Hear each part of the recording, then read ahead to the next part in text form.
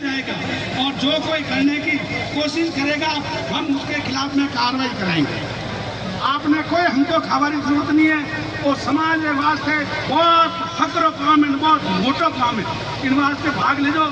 और लालदा मोटियारा ने मारो वही कहना है कि भाइयों दिमाग रे माए के जवान हो, के पढ़िया लिखा हो, के व्यापारी हो, मारो धन कुमार्ग में नहीं जाना चाहिए।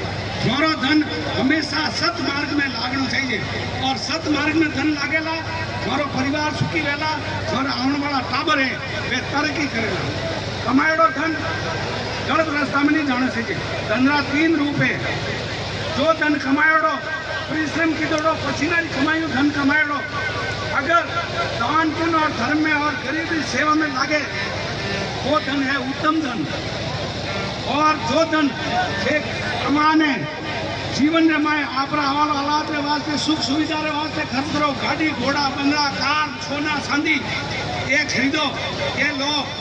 वो धन अगर गृहस्थी जीवन में आप खर्च करो वो है मध्यम धन। आप सब जना उनमें भेड़ा और अगर इन 2 काम में